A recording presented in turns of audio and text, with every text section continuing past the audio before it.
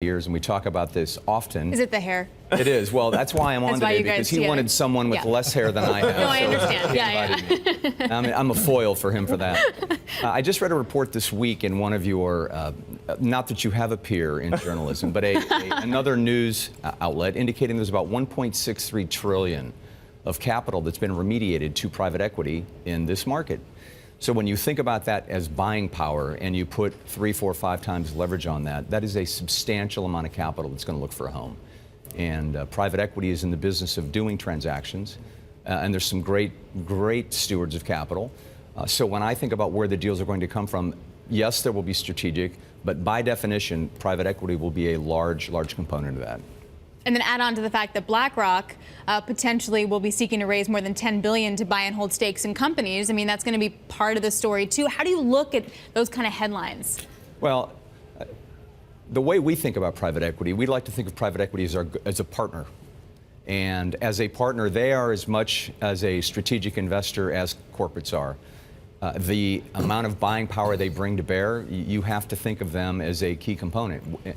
Just like GE back in the day, or Berkshire currently, BlackRock, and one of the headlines I read this morning was BlackRock hoping to be the next Berkshire. Everyone wants to be the next Berkshire in some regard, right? SoftBank, why not? Yeah. Throw it in there. SoftBank Vision, now talking about Vision 2, 3, 4.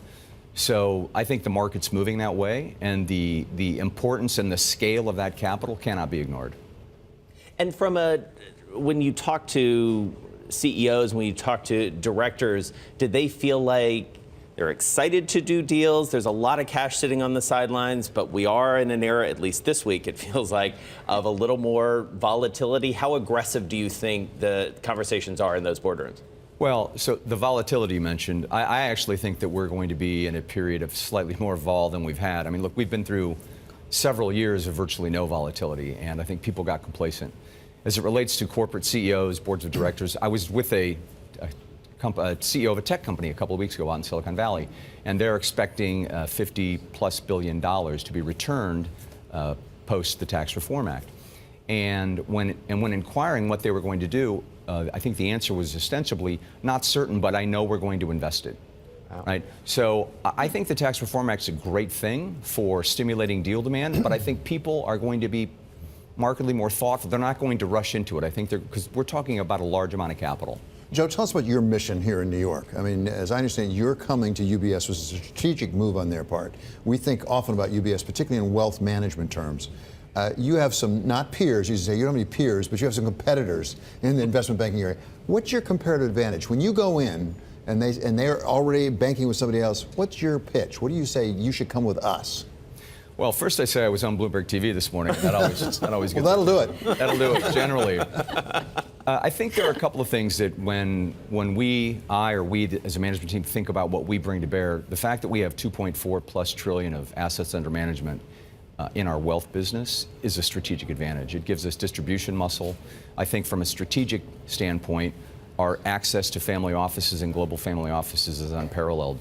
The reality is most of these family offices are institutions, both because of the size of capital that they have under management as well as the talent they've hired to oversee and run these businesses.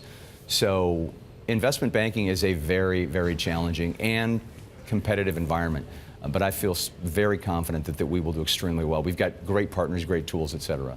You mentioned talent in that context, but talent is something we're hearing a lot about in investment banking right now.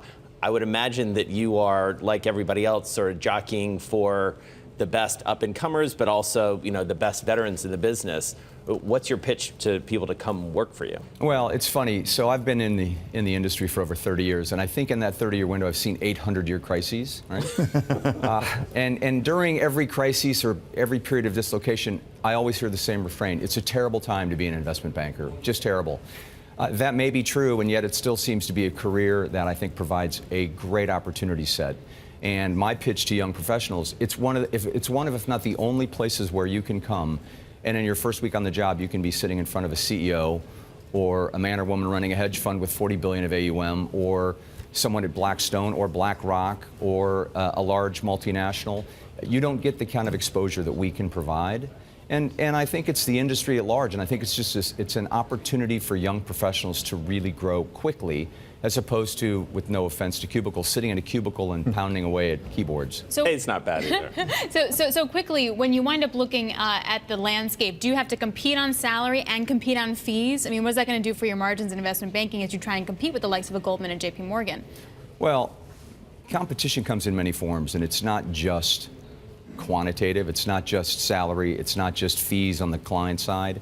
I think you need a balance. You need to provide people a real opportunity to grow, and I think we have that. We have a lot of white space. On a relative basis, we have a real upside here in terms of capturing market share.